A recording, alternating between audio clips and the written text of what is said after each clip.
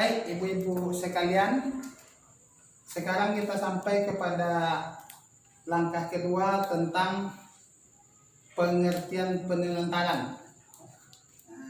Jadi kita di sesi ini kita akan mempelajari dari pengertian penelantaran. Materinya ibu-ibu ini sudah agak jenuh. Oke, kita ice breaking sebentar bu. Mohon semua berdiri bu. Ya, semua yang berdiri. Saya kasih contoh bu ya. Saya kasih contoh ice breakingnya. Bu ya. Nah, namanya main jari. Nama apanya main jari bu ya. Kita nyanyi-nyanyi main jari. Dah, saya kasih contoh dulu. Satu jari kanan, satu jari kiri, digabung jadi dua, jadilah jembatan. Dua jari kanan, dua jari kiri, digabung jadi empat, jadilah kamera. Tiga jari kanan, tiga jari kiri, digabung jadi enam, jadilah menara.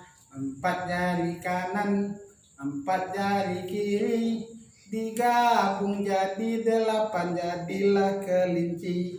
Lima jari kanan, lima jari kiri, digabung jadi 10, jadi tepuk tangan.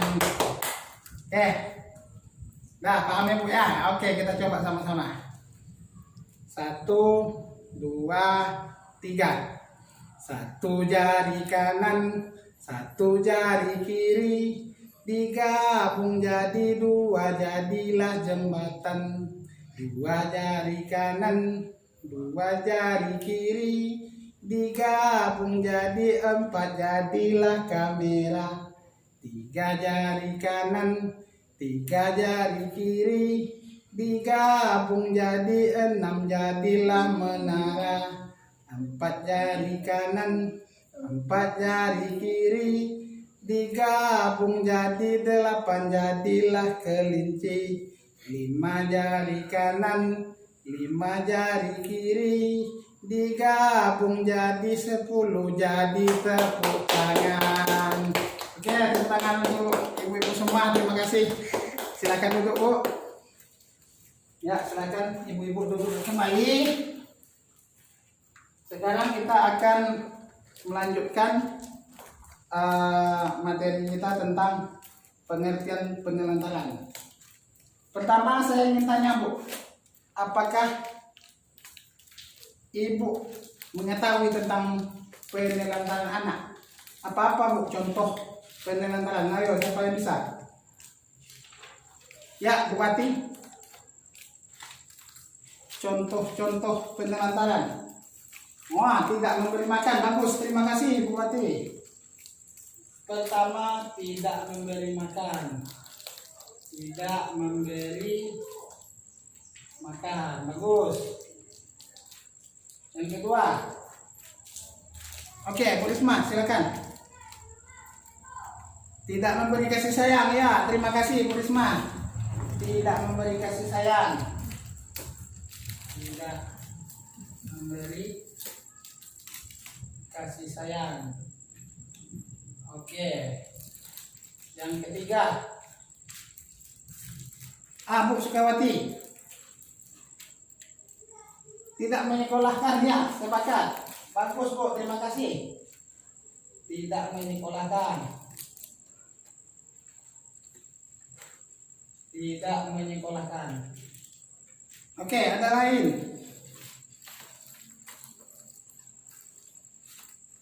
Ya, silakan Bu Resmi. Meninggalkan dengan orang lain. Meninggalkan dengan orang lain. Meninggalkan dengan orang lain. Oke, ada yang lain. Terima kasih Bu Resmi. Dah ada lagi. Ada yang lain? Oke, terima kasih ibu-ibu semua. Sekarang kita akan membaca. Silakan ibu-ibu buka buku pintarnya halaman 33 tentang cerita tentang tas piring. Dah buka buku pintar. Dah buka semua ya. Biar saya bacakan cerita tentang penelantaran anak yang bernama tas piring. Di sebuah dusun di Gunung Lula, Kecamatan Cilonggok, Banyumas, Jawa Tengah, Tasripin. Minta maaf Bu, Tasripin namanya Bu. Tasripin 12 tahun harus mencari nafkah untuk menghidupi ketiga adiknya, Dandi 9 tahun, Rianti 7 tahun, dan Dario 5 tahun. Ayah mereka pergi bekerja di Kalimantan bersama kakak tertuanya, sementara ibunya meninggal akibat tertimbun longsor saat sedang mencari pasir 1 tahun lalu. Ketiga adiknya kini sangat mengandalkan Tasripin yang setiap hari harus bekerja di sawah dengan mencangkul, membersihkan sisa-sisa padi, serta menanam padi bersama warga desa pada saat tanam. Hampir setiap hari, Tasripin mesti pergi ke sawah untuk mencari uang demi menghidupi ketiga adiknya. Kalau berangkat ke sawah jam 7 pagi dan pulang jam 12 siang, kadang sehari dapat 30 sampai 40 ribu rupiah. Itu beli beras dan sayur, sisanya untuk jajan adik. Jelas bocah yang telah putus sekolah ini. Pagi sebelum dia berangkat ke sawah, Tasripin harus memasak nasi dan sayur untuk adik-adiknya. Selain memasak, dia harus mencuci pakaian, menyapu, serta memandikan adik-adiknya. Tapi bukan hanya sekedar memandikan dan memberikan makan untuk adik-adiknya, dia pun bertanggung jawab terhadap akhlak adik-adiknya dengan mengajak adik-adiknya sholat dan mengaji di musola depan rumahnya. Itu cerita tentang Tasripin, bocah 12 tahun yang harus menanggung dan mendidik ketiga adiknya. Oke, sekarang dari cerita ini Bu, saya ingin bertanya, apa saja pekerjaan dan tanggung jawab yang dilakukan Tasripin dalam menghidupi adiknya? Oke, siapa bisa jawab? Bu Setian, silahkan Bu. Apa-apa tanggung jawab Tasripin Bu? Mencari makan, bagus. Terima kasih Bu Setian. Mencari makan. Yang kedua, Bu Sugini, mencuci pakaian. Ya, terima kasih Bu Sugini. Mencuci pakaian.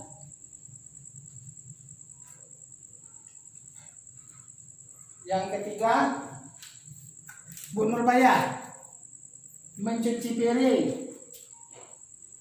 Mencuci piring. Lagi, terima kasih Ibu Nurbaya. Selanjutnya Bu Masna, apa Bu? Mendidik adik-adiknya. Mendidik adik-adiknya.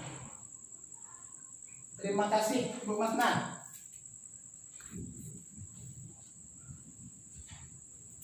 Oke, ada yang lain lagi? Cukup? Ya, terima kasih kepada ibu-ibu semua. Tepuk tangan untuk ibu-ibu yang telah memberikan jawabannya. Pada dasarnya apa yang ibu sampaikan ini betul semua. Dari cerita tadi kita lihat bahwa Tasripin ini harus mencari makan dengan tadi ke sawah kita baca untuk menghidupi adik-adiknya, untuk beli beras untuk jajan adik-adiknya. Selanjutnya tadi juga kita baca di cerita ini dia harus memasak, mencuci pakaian, mencuci piring, dan dia juga bertanggung jawab terhadap akhlak adik-adiknya. Sekarang dari cerita tadi saya ingin bertanya kepada ibu-ibu, apakah yang dilakukan Tasripin tersebut layak dilakukan oleh anak seusia Tasripin? Tidak. Oke, semua sepakat tidak ya. Ya, pada dasarnya sebetulnya tasrifin itu masih tergolong anak-anak dan memang tidak layak. Itu termasuk salah satu penelantaran yang dilakukan orang tuanya. Selanjutnya saya juga ingin bertanya, apa yang seharusnya dilakukan ayah atau kerabatnya terhadap tasrifin adik-adiknya? Oke, siapa yang bisa jawab? Ayah, Bu Fajriah.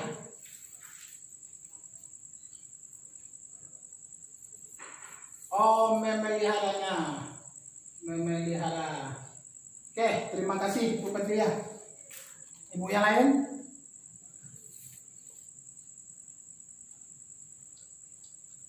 Bu Parinam. Ini jarang ngomong Bu Parinam ini, silakan. Oh, terima kasih Bu Parinam. Seharusnya apa yang dilakukan tasrifin itu harusnya tanggung jawab orang tuanya, orang tua atau kerabat. Ada lagi?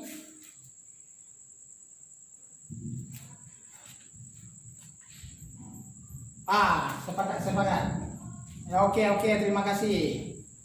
Ya, apa yang Ibu Fajriah dan Bu Parinam sampaikan tadi itu adalah kesimpulan kita bersama bahwa seharusnya tasrifin ini tidak mengerjakan apa-apa yang dilakukan sekarang. Dia harusnya bermain, belajar dengan anak seusianya, dan kerabat dan orang tuanya seharusnya yang memelihara, memberi makan, memberi sandang, memberi papan.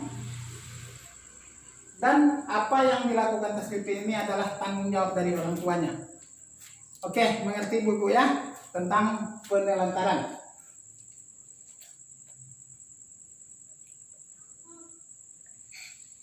Di sini dapat kita simpulkan bahwa apa yang dilakukan tasrifin ini termasuk penelantaran. Ingat ya Bu ya, apa yang dilakukan oleh tasrifin dengan umurnya yang 12 tahun itu termasuk kategori penelantaran. Sekarang tadi kita ngomong penelantaran, apa sih arti dari penelantaran itu? Ada di buku pintar kita halaman 35. Silakan Ibu Rosmi, saya mohon tolong untuk membaca. Oke, terima kasih untuk Bu Rosmi. Penelantaran adalah tidak dilakukannya kewajiban dan tanggung jawab orang tua dalam memenuhi kebutuhan dasar anak, termasuk kasih sayang dan perhatian terhadap anak. Jadi penelantaran itu tidak dilakukannya tanggung jawab. Oke Bu, paham? Ada yang ingin bertanya? Pas ya? Semangat? Masih semangat? Oke, jadi kita sudah menyelesaikan langkah kedua dari modul sesi penelantaran anak ini. Oke, sebelum saya tutup langkah ini, contoh-contoh penelantaran, kita kasih tepuk salut dulu. Tepuk salut.